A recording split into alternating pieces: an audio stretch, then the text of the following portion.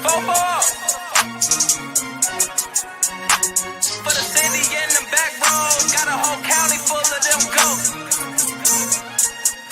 All from the football and them goats. Hey, it's just for Beulah County.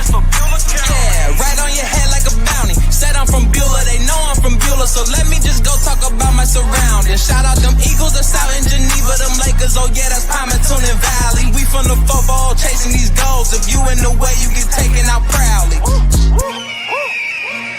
And Jefferson soaring with Falcons. Said that you working, you ain't really working. You see that we working, our hands got a callus. Putting in reps till we moving some mountains. Edgewood got warriors, they won't allow it. Me, I bleed green and gold, they know defeating those dragons who run the whole city. You wildin'.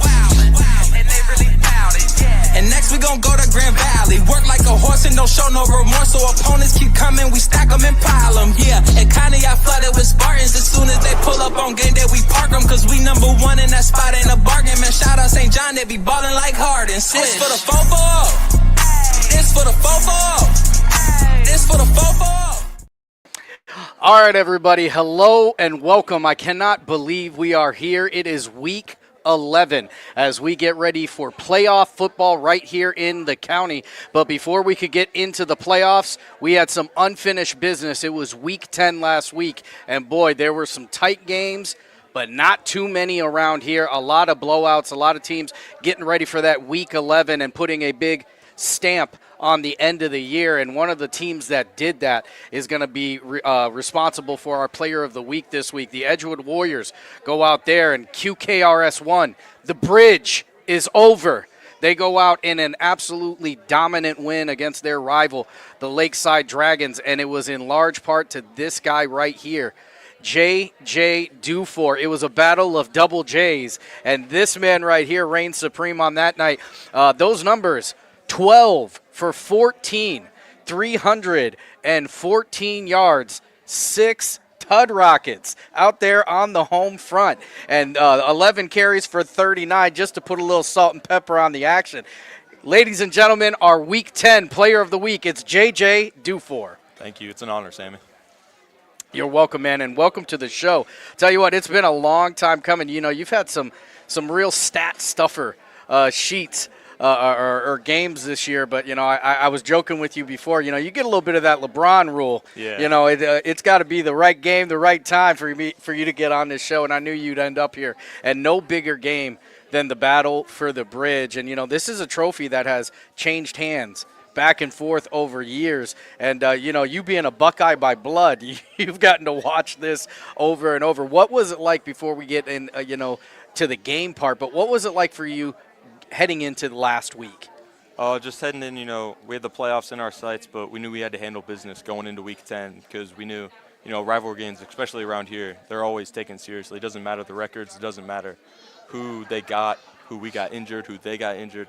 It just matters how you play on that Friday night. Yeah, and you know what? It's interesting you say that because the records really do not matter. There has been years where, you know, Lakeside's been down. They've been able to get wins. There's been years where Edgewood was down and was able to spoil the end of the year for Lakeside. So, I mean, what was the mindset, you know, at practice for the other guys? You know what I mean? Because I know Coach Cooper tends to get a little fired up. I don't think people have seen it, but I know that guy personally, and I'm sure he was real fired up last week. Oh, yeah, it was straight business. You know, Coach Cooper, he's from Lakeside too, so yeah, like it's personal for him there. Coach Henton, he was our offensive coordinator for a while there, and you know it was just personal. Yeah, what was that like for you as a guy who got to play with both guys who were calling the game on that Friday night? You know, it was just like how can I say it? It was fun. Yeah, you know? It was fun because you know I got Coach Cooper all this time, Coach Henton. You know, both of those guys, at least from my perspective, loved me from when they were coaching me. And, you know, it's just fun to go out there and compete. Yeah, and, you know, you talk about this year, which has been phenomenal. I mean, there's no other way to put it, you know. You know, you come in last year about halfway through, starting the last 5 games as the quarterback. So this year, heading into this junior year, you knew that you were going to be QB1. What were some of the things you were trying to get done and locking in to do heading into this season? I was just trying to make sure, you know, I had connection with all my guys up front, in the backfield, at a receiver, because that was, in my opinion, the most important thing was to make sure I'm on the same page with everyone on the offense and making sure that, they know I mean business, so they got to mean business. I mean, can we talk about the hog mollies up front that you got up there? I mean, you've got 4-year Letterman, 3-year Letterman. I mean, how nice is that as a quarterback, knowing that you've got some real horses ahead of you, and Mason and Brock and Christian, and I know I'm forgetting guys, but it seems like it's been the same offensive line for like 3 years. Yeah, it was nice, and it's fun as a quarterback when you really don't have to do anything. Like, I know against Jefferson, Javen had 197 yards, and I just kind of sat back there, handed him the ball. It was an easy night. Let me tell you. Yeah, you talk about, and it's kind of the multifaceted attack that you guys get to offer this year. A lot of people, I think, looked at you, JJ, and anybody who's watched, Buckeye youth football, Buckeye middle school football, they knew who JJ Dufour was, that's for sure. But you've played everywhere from running back to wide receiver to quarterback. Coming into this year, did you feel like there was something you had to prove with your arm because guys thought you were just a running guy? Yeah, a little bit partially. I knew I performed pretty well last year at quarterback, but I really thought that people just didn't understand how good my arm was and how I can really perform in the pass game and in the run game. Yeah, and I mean, it's that dual threat that makes you so incredibly dangerous. But, you've got a pretty good wide receiving core out there. 3 options of guys who can make big plays in very different ways. Yeah, Josiah, who won this in week 1, and then you got Devin, Riley, who can take it off of anyone. Czar's out there. You got Tanner. We really just have athletes, and it's really easy for me to just get them the ball and let them do their work. Yeah, I mean, Edgewood always seems to have a guy that's really tall and can take the ball out of the air. Jacob Ernst before that, and then here comes the Slim Reaper to take over that role. I mean, that's got to feel nice especially when you're inside the 10, you can just throw a jump off. Yeah. So, talk a little bit, Josiah Pope, who we've talked a lot about on this show, and obviously winning week 1 player of the week, going down, and getting a huge win against a very good Garrettsville team. But, you guys had a guy that I think made a name for himself this year in Devin Sanchez. Yeah, Devin, he's a little bit on the smaller side, but he's really feisty. He's really quick. He's probably the second fastest kid behind Josiah on our team. And if you just get the ball and he gets an ounce of space, a lick of space, he could go to the house at any given moment. Yeah, I mean, again, another one of those tools that as a quarterback, you just got to complete it. Yeah. So, coming into this year, you get that your full-time starter, you've got this big offensive line, and then things, you went up and down. You get a big win against Garrettsville to start the year. You guys head down to Canton and send New Jersey packing. But, some of these games that you would want back, what are some of the things you tried to improve on from some of the games that didn't go your way? We just tried to improve on, just taking what everyone gives us because, against Girard, who's 10-0 right now, I feel like we had him in the first quarter. We started with a touchdown, then we had a fumble. We just didn't capitalize on some of those things. And then it's just finishing games. Because, we were in a game with Geneva. We were down 7 going into the fourth quarter. Didn't really finish that one. We were up on Madison going into the fourth quarter. Didn't finish that one. And it was just those games heading into these last 3 games that really made us want to fight and make sure we finish these games. Was there a moment over these last couple weeks or even throughout the season where you feel like it clicked? Not just for you, but for the team? Well, I think really going into that Conneaut game, it really clicked. We've scored over 40 points in all those games, 7 touchdowns in all those games. And, the offense, the passing game's clicking, the running game's clicking, the defense is clicking. And it's just everything's coming together into the playoffs. So, as QB1, a lot of times they like to take you off of that defensive side of the ball. But I know you like playing that defensive side of the ball. What are those conversations like with Coach? At the beginning of the year, Coop didn't really want me to play any defense. And, Coach Louth being our first-year defensive coordinator, he was watching film from last year. He was seeing me make some plays. I know over the summer he wanted me to play a little defense. Coop wouldn't let him. And then I think it was Geneva, or no, it was the Madison week where, they got Will, they got some really good weapons outside, and they wanted me to be in there for the pass game. And I really, I started playing more defense then. And I've played a little bit of defense here and there, but I think I might have to play a little more defense this Norton game. But Well, I'll tell you one thing Cooper's going to do is protect his quarterback. He's a quarterback by trade, so he's gonna make sure you guys are right. But we've talked about some of the seniors and some of the upperclassmen this year that have made a big difference. But there's a nice youth movement in this Warriors team. Some younger guys making bigger plays. But not just here in the high school level, down at the middle school and the youth level. How much kind of outreach or presence do you have with those guys? Yeah, Coach Baldwin at the middle school, he was my coach in middle school. He was my coach in the youth leagues, and I always try and go down there, show my face, help out a little bit. The middle school's got a really good quarterback, Cooper Coppola, who will take over my role once I graduate. But yeah, and then in the BCMFL or YFL or whatever they're calling it the now. Youth League. The youth league. I try to show my face down there. Me and my dad go down there, help out a little bit, show our faces, and make sure the kids are doing stuff right. And you're one of the guys that I've actually gotten to see from that age group. By the time you were in BCMFL and making your way through Braden and obviously now with Edgewood, what did it mean for you when you were that young, seeing the older guys play this game? Were those guys you looked up to? Yeah, those are some of my guys that, and my mom's a teacher too. So I knew all those guys from in school and from on the football sidelines, and I would go and I would help them. And it was really my 6th grade year, that COVID year, when everyone made the playoffs, and Edgewood played CVCA in the playoffs, and it really opened my eyes. We could really do something here, because we were tied with CVCA in the playoffs, and we were 2-8 that year. So I feel like we could really do anything. Yeah, I mean, that's one of the reasons why I asked you, when do you feel like it clicked? It's not just this season, but in general. Yeah. You know what I mean? Sometimes when it clicks. And when you start to believe in yourself and what this team can do, these are the results you're going to get. And, as a quarterback, I know you're a junior, obviously, but, taking on a leadership quality and taking on a leadership role, you also have a role in leadership outside of football. Let's talk a little bit about that. Yeah, I'm a camp counselor at Camp Whitewood. And, it's an Ashtabula camp, so I see all the people from around the county. Some of my friends now are Dominic Palmisano from Geneva, who's a great defensive end for over there. But it's just leading on the field and leading outside and leading a bunch of kids is pretty much the same thing. You just got to make sure they believe in you and just make sure everyone's doing their job and doing everything right. Yeah, and I mean, I think that's a big deal. You know what I mean? There's leadership on the field, but the leadership off the field is truly where you're going to make your mark. So I think that's pretty awesome that, imagine that, a quarterback as a counselor. Who could ask for better than that? And this guy right here, he's been making it happen. So it's been a good season. There's been ups and downs, more ups than downs. But you guys are heading to the home of the furniture maker.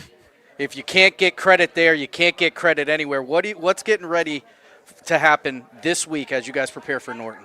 It's just the belief system, I think, is the biggest thing, because once you're in the playoffs, everyone's 0-0. The records don't matter anymore. So it's really just the belief system, because Edgewood's never won a playoff game. So it's really just the belief system over here at Edgewood that we think we can really win this, and we think we can go deep in the playoffs. So, you play a lot of other sports.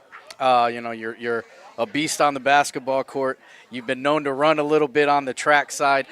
Playing basketball and running track, how do you think those two sports have helped you in particular with football? I think basketball, mainly it's just the competitiveness. Because sometimes it's an ISO, it's you and the other dude. So it's really the competitiveness helps me there. And for track, it's just my speed and endurance. I was a 4x4 and 4x8 runner. So I got to run a lot there. So it's just helping my endurance staying healthy for football. 4x8, as far as I'm concerned, is the hardest race in all of sports. Not only do you have to run 1 lap, you have to run 2 laps.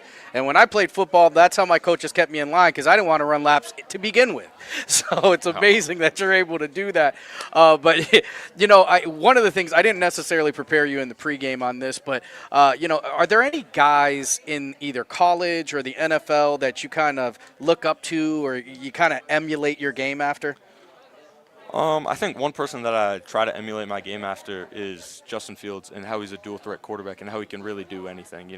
Maybe not in the NFL because he hasn't had the greatest success, but definitely in college with him running around all the place and throwing the ball at will. Yeah, I'm sure The athletic director, Steve Crayo, loved that. That's Ohio State's Justin Fields is who he he likes to emulate.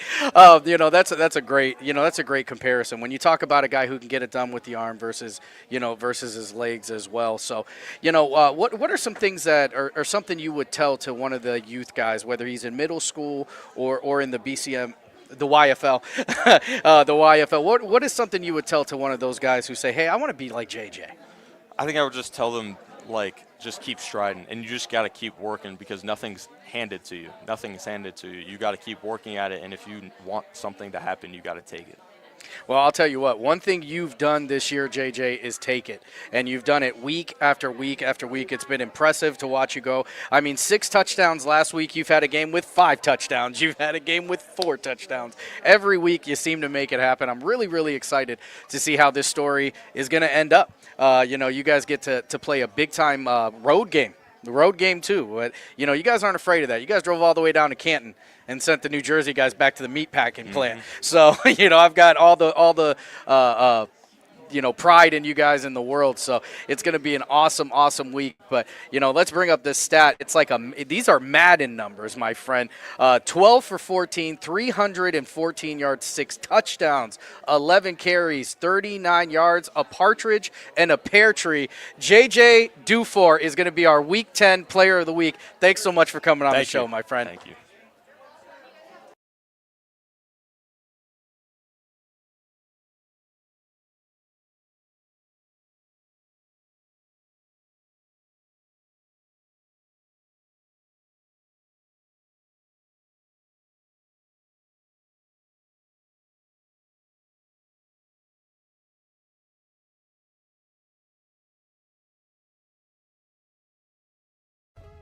Hi, this is Zell Bush. Hi, this is Tom Clint. Hi, this is Steve Rossetto. Hi, this is Ryan Miller. Hi, this is Rich Sakui from WRS Wealth Advisors. With our combined 80 years of experience, WRS Wealth Advisors are the area's premier wealth and retirement specialists. Call 330-965-0370 to learn more about our individual and corporate financial planning services. Or visit WRSwealth.com. go Raiders, Go Dogs! Go Cats. Go Dogs! Go Tigers.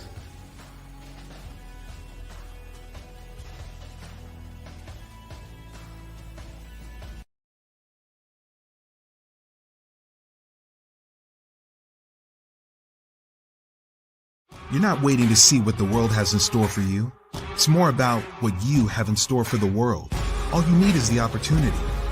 All you need are the resources of a large university and the advantages of a personalized academic setting where you can experience new worlds in the arts and sciences, business, and education and make them your own. We are where you shape your future. We are Youngstown State University and proud. We believe expectations are made to be exceeded. At the new Toyota of Warren, it's about more than just getting a great deal. It's about service you can count on and a friendship you can trust. Year after year, we've done what we do best. We've gone the extra mile so you could too. Because we know it's just not about buying a new car. It's the start of a new adventure. Toyota of Warren, driven by you.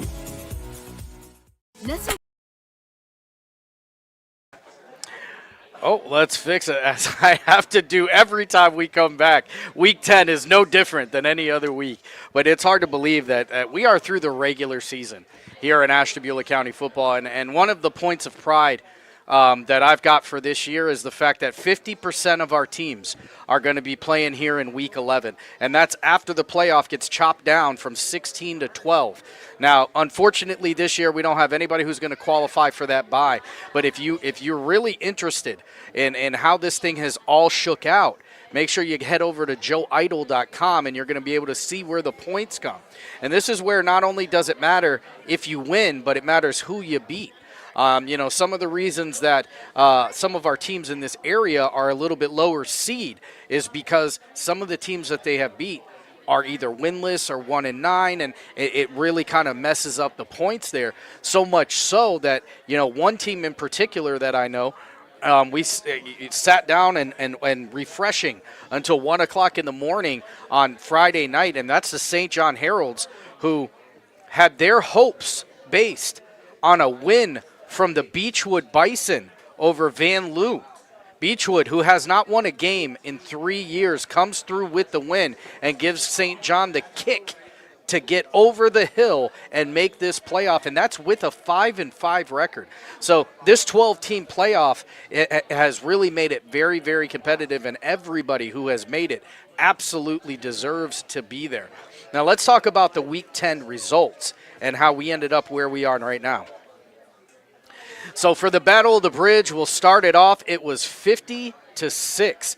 The Edgewood Warriors came out with their hair on fire. It was right from the opening gate. I mean, obviously, J.J. Dufour with 6 touchdowns. Josiah Pope had 3. D'Angelo Sanchez, I believe, had 2. Riley Baldwin with an interception in this one. It was a big night for the Edgewood Warriors. And one of the other things that I think that they took personally was the fact that Lakeside's quarterback, J.J. Murphy, comes into this game 191 yards off of the county record. And if you're wondering, where does that county record sit right now?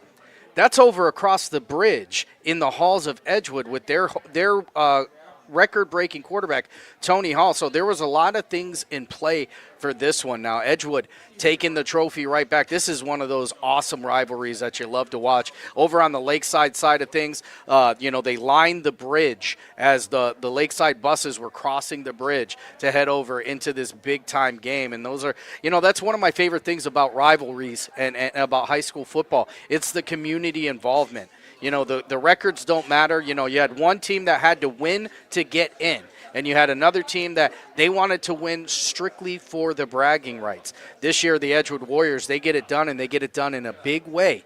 50-6 is the final, and the Edgewood Warriors are now preparing for Week 11 football. From one rivalry game, we move to another. The Pymatuning Valley Lakers taking on the Grand Valley Mustangs. Pymatuning Valley hosts the Grand Valley Mustangs, and this is a game that was never in doubt. 38-0 was the final on this one. This is the Battle of the Valley, Ashtabula County version. And in this one, it's Justin Britton making it happen, Kaysen Bailey making it happen. You talk about guys like Sean Croston, who made a big difference in this game. But the Pymatuning Valley Lakers, they end the season 7-3. And to me, what the most interesting part of this Pymatuning Valley Lakers going 7-3, this is a team that I think a lot of people had questions about coming into this year. I mean, when you lose 2 guys like Ty Vickery and Ryan Croston, who made up, I would say, probably 95% of the offense last year and were effective, everybody was wondering, are the PV Lakers going to be in a reload or are they going to be in a rebuild? And I think after 10 weeks of football, you can absolutely say that this Pymatuning Valley team reloaded. They go out there 7 wins, 3 losses, but 7 wins in a way that you would not have expected. Justin Britton goes out there and is throwing the ball all over the yard.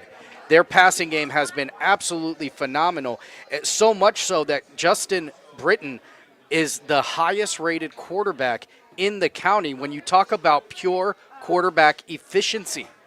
It has been something to be watched. Now, as for the Grand Valley Mustangs, it's been a tale of 2 seasons for them.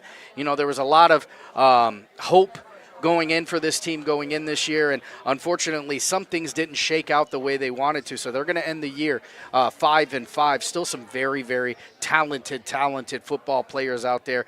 You talk about senior J. Anthony Williams, who is calling it a career here for his high school, and I'm sure we will be seeing playing on Saturdays very, very soon.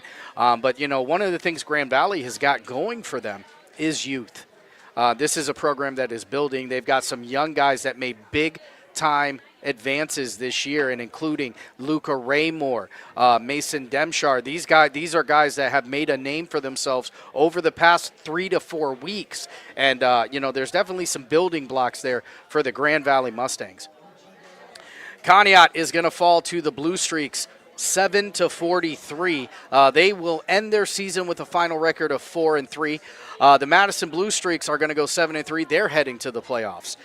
This is a Madison Blue Streaks team, very, very talented. I don't think that anybody questioned that.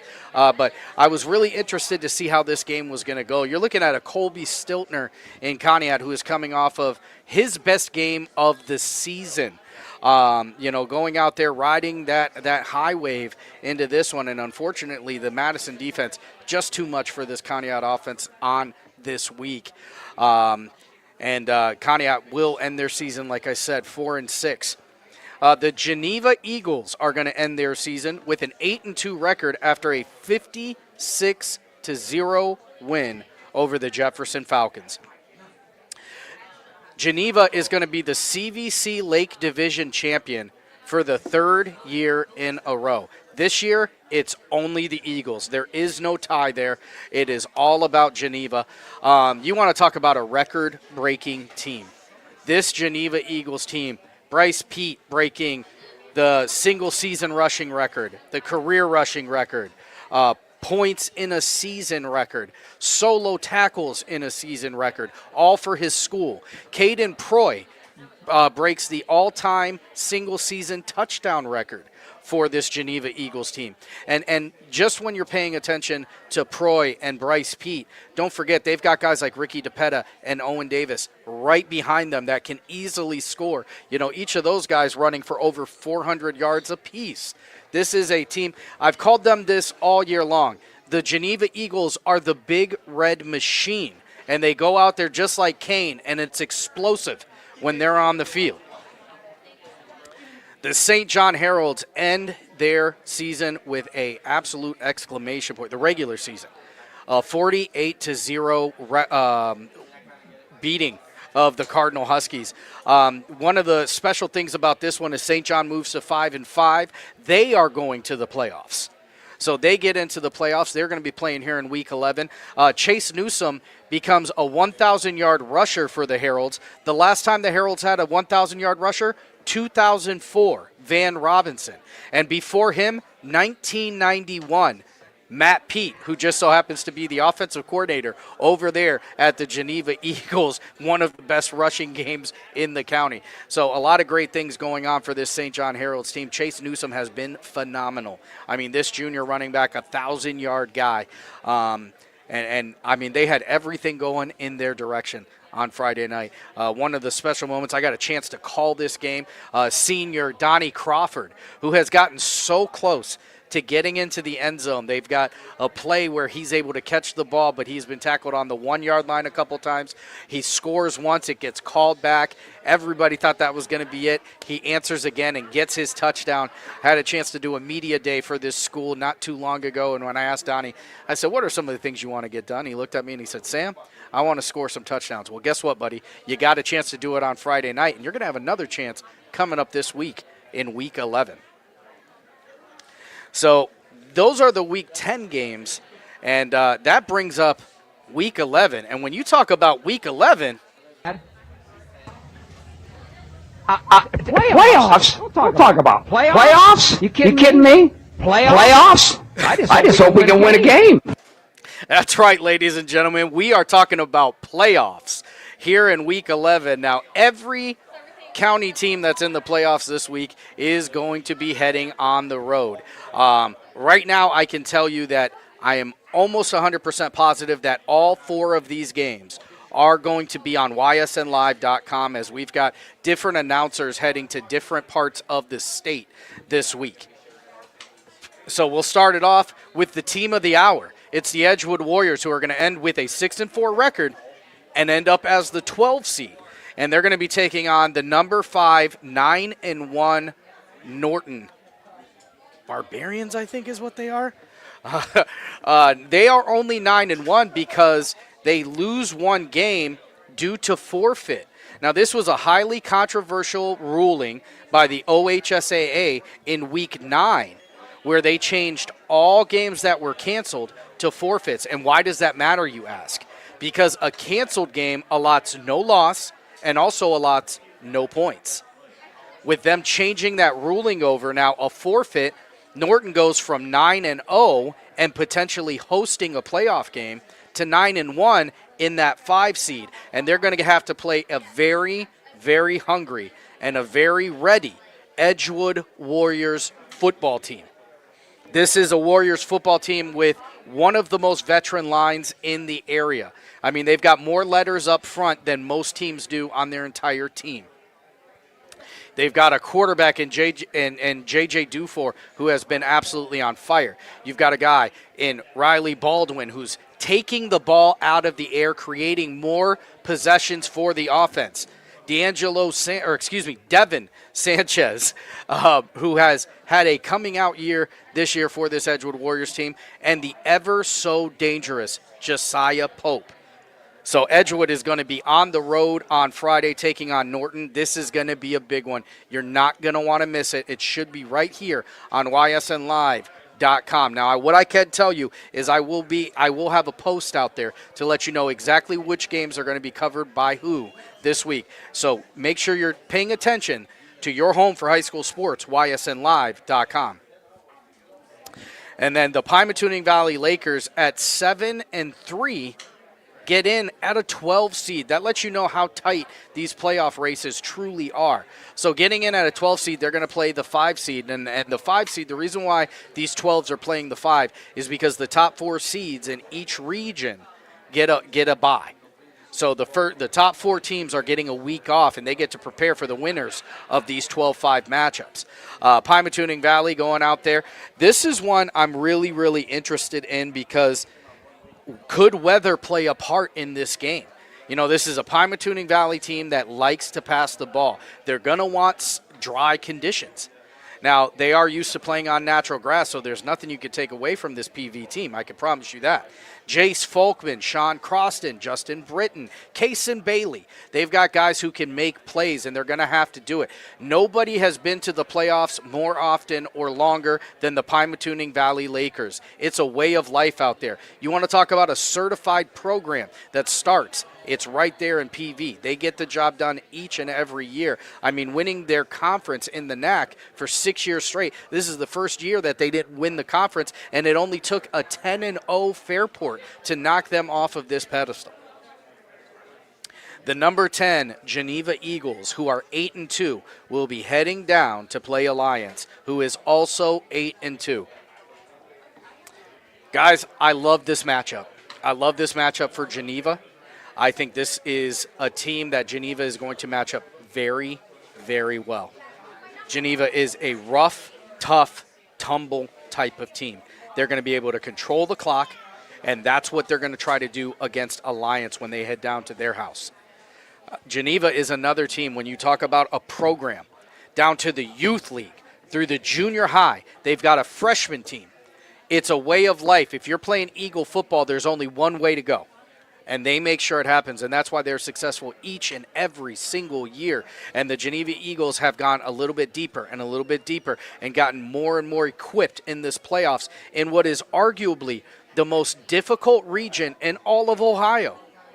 Division III, Region 9 is a nightmare. It is a nightmare when you talk about pure talent right here in Northeast Ohio. And Geneva has never duck the smoke from anybody. They're ready, and I can't wait to see how these Eagles are going to go out and take on Alliance. And then the St. John Heralds, 5-5 this year, number 12 seed in their region. They're going to be taking on the Malvern Hornets, who are 6-4. This game is two teams that run very similar types of offense.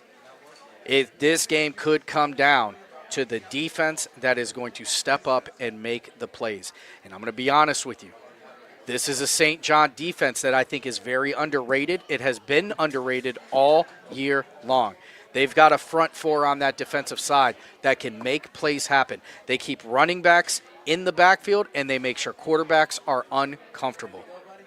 This is a St. John team. They got to play mistake-free football. And that doesn't just go for St. John. That goes for everybody who's playing here in Week 11. If you plan on playing for Week 12, you can't leave anything on the field, and you got to make sure you're playing the best brand of football that you possibly can play. This game will be on YSN Live. I've got the honor and the duty to cover this one. I'll be heading all the way down to Malvern to cover this one. It's going to be an absolute blast. Make sure you guys tune into YSN Live. I will have all of the links and who is covering the games by Thursday this week. So we'll take that off the screen. Let's go through some of our comments here. We got Heidi Nelling saying congratulations, and that's to J.J. Murphy.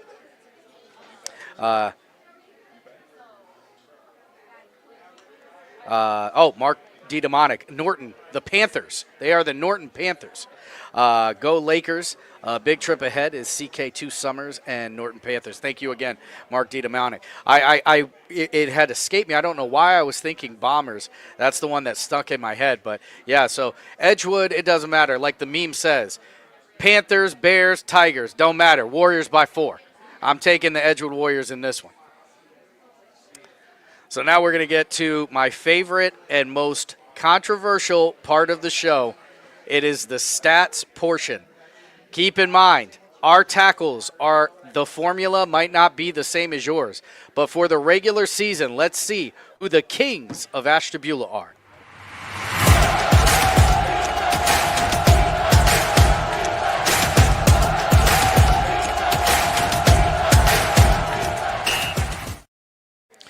All right, everybody, we are going to start this week as we always do, and that is with the passers.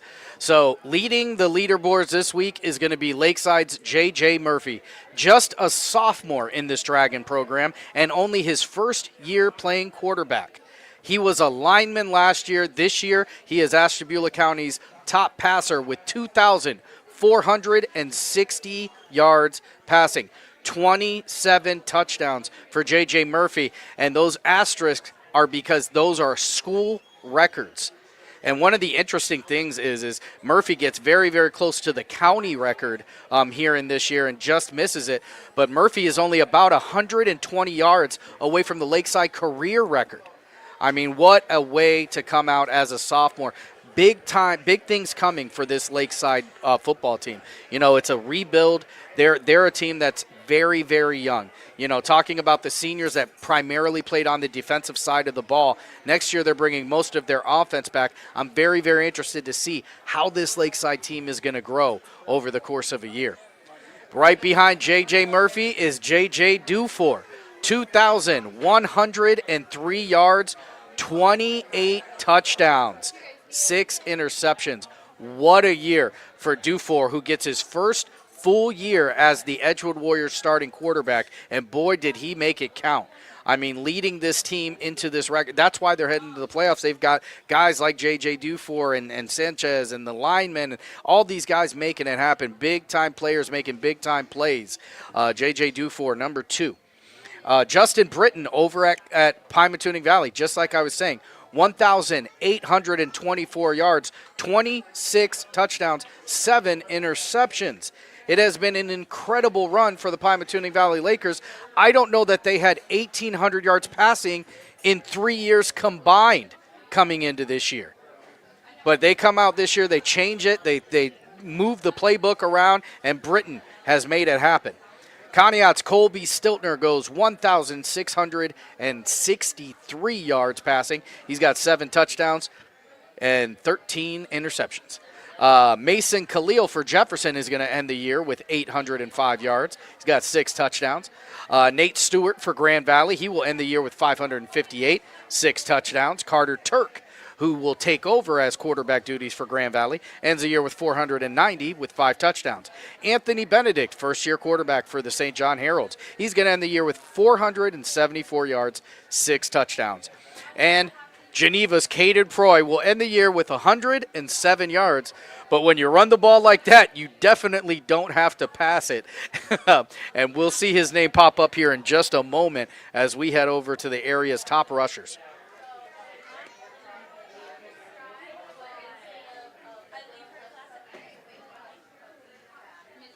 So leading the way, and I believe he led the way for 7 or 8 weeks straight.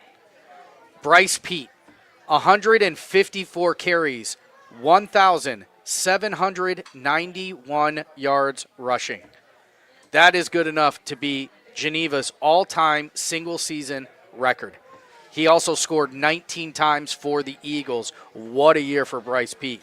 Isaiah Bowles over in Conneaut is going to come in second with 1,149 yards. He's got 12 touchdowns. Matt Webster over in Jefferson with 1,134 yards. He's got 15 touchdowns. Another Geneva Eagle makes the list, as I was just saying, Caden Proy, 1,070 yards, and he's going to score 23 rushing touchdowns for this Eagles team. And that is also good for a Geneva Eagles school record. So 2 guys in the backfield, both of them shattering every record that was in front of them. Chase Newsome ends the regular season with 1,060 yards, 14 touchdowns for Newsome. Again, Newsome, the first 1,000-yard rusher since 2004, Van Robinson, and 1991 before him in Matthew Peet. Case and Bailey will end the year with 954 yards for the Lakers, which is a great number considering how much they have passed the ball this year. Javen Pope will end the year with 730 yards, 8 touchdowns for the Edgewood Warriors. J. Anthony Williams, Jaws, will end the year with 670 yards rushing, 8 touchdowns. Geneva's Ricky DePetta will end the year with 571 yards and 6 touchdowns. And Geneva's Owen Davis with 536 yards, 7 touchdowns. As I said, you spend all that time worrying about Bryce Peet and Caden Proy. They've got 2 other guys with over 500 yards apiece. Talk about the offense. Now we move on to the receiving, and making his way to the top of the leaderboard for the first time since week 1. Josiah Pope for the Edgewood Warriors will end as Ashtabula's regular season king of receiving, as he'll go 44 receptions, 762 yards. He's got 9 touchdowns. Jace Folkman will fall just behind him with 739 yards, 11 touchdowns. Matt Wagner over at Lakeside, he's going to end the year with 708 yards and 7 touchdowns. Devin Sanchez over at Edgewood, 620 yards. He's got 8 touchdowns. Sean Croston over at Pymatuning Valley, 569 yards. He's got 11 touchdowns. Devin Salinas over at Jefferson, he's going to end the year with 513 yards, 7 touchdowns. Jorge Diaz over at Lakeside with 40 catches, 504 yards. He's got 2 touchdowns. Downtown Terry Brown will end the year with 28 catches, 473 yards, 6 touchdowns. And Jaws making another appearance on this list, 14 catches, 414 yards, and 3 touchdowns. And Davion Gaines over at Lakeside will round out the list with 39 catches and 390 yards and 4 touchdowns. All right, now we will move over to the tackle leaders. And I'll say this week, as I say every single week, but I want to make sure because this is the last one that's going to count. A solo tackle counts for 1 point. A assist counts for half of a point. A tackle for loss counts for a point. A sack counts for a point. Nothing else counts for a point in this formula. So if our numbers are different than yours, that's what it is. Everybody has the same formula that is applied to them. So with that being said, let's bring up our tackle leaders. Leading the way is Pymatuning Valley's Sean Croston with 94.5 tackles. What a year for this PV Laker. Defensively, one of the best in the county.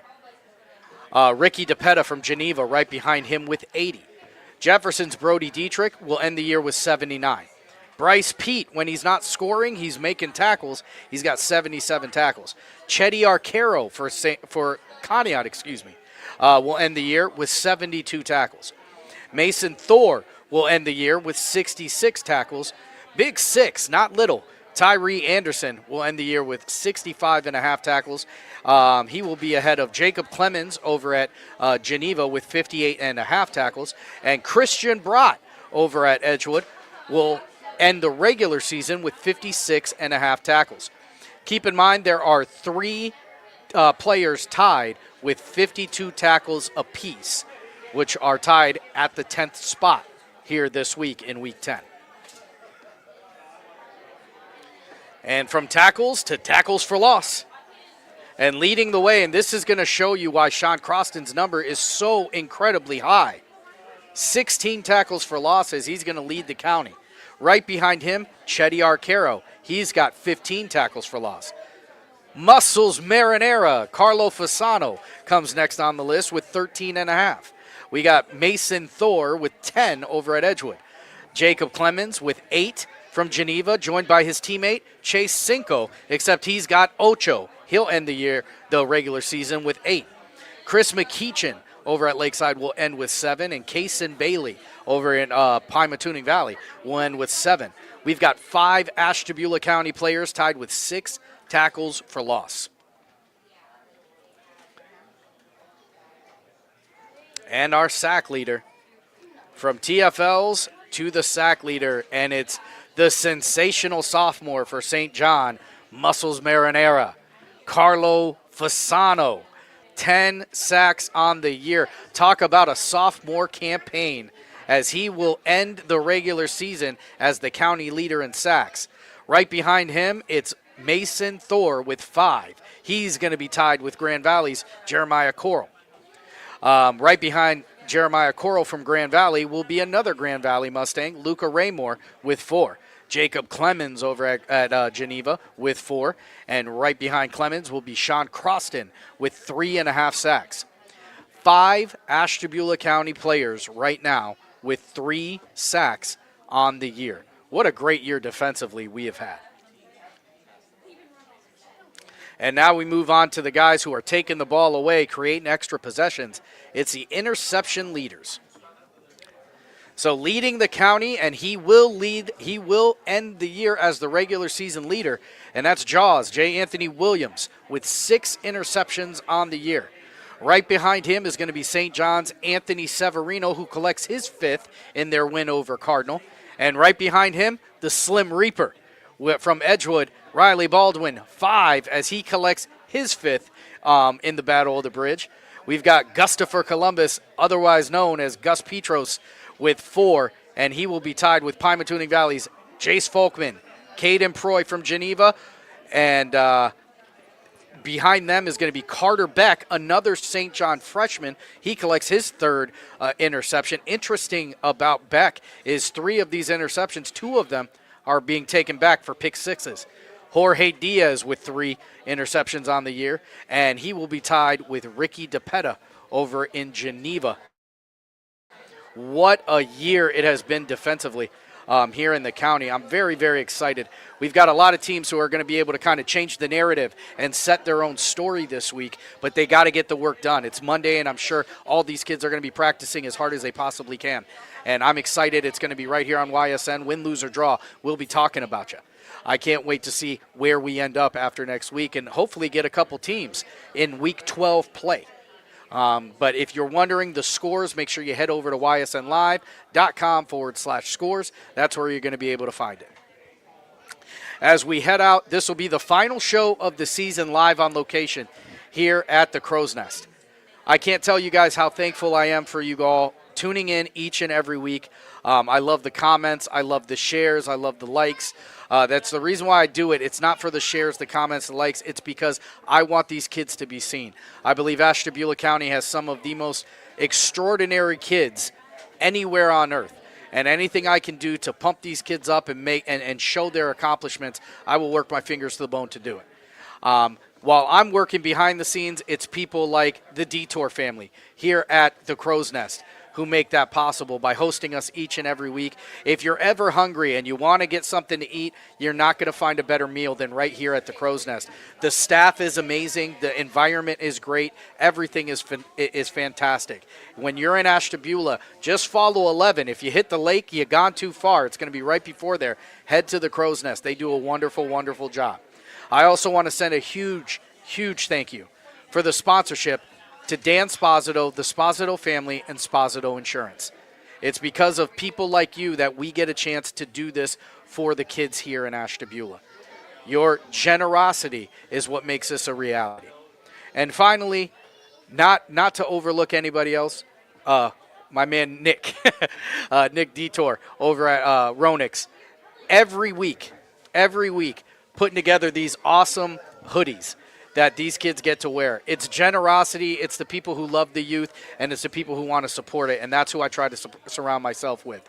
I'm incredibly honored to be the one who gets a chance to talk about these kids. I love all of the hype videos. I love all of the sound clips, all of these things. There have been people throughout the year who have just done phenomenal things with clips and pictures, whether you're talking about, a student over in Edgewood and Blake Vay, you're talking about Dante Jackson with Hall of Fame visuals, you're talking about Life Speaks Photography, Kelly Summers over in Pymatuning Valley, amongst so many more, Jocelyn Nicholas. There's so many people who are doing great things, and I'm very, very happy to collaborate with you. And I just want to thank each and every one of you for helping me help these kids out. It's been a wonderful season, and we're not done yet. We got another week left here in football, and hopefully some more after that. But that will be in a different time and a different place. The next time I see you, it'll probably be award time, where we'll be giving out the Jared Bunch Player of the Year Award, the Sean Allgood Defensive Player of the Year Award, and the Matthew Hatchett Offensive Player of the Year Award. My name is Sam Torres, and today and for always, this is for the 440. This for the football. This for the football. For the city and the back roads, got a whole county full of them ghosts. All from the football. Hey, it's just for Beulah County. Yeah, right on your head like a bounty. Said I'm from Beulah, they know I'm from Beulah, so let me just go talk about my surroundings. Shout out them Eagles that's out in Geneva, them Lakers, oh yeah, that's Pymatuning Valley. We from the football chasing these goals. If you in the way, you get taken out proudly.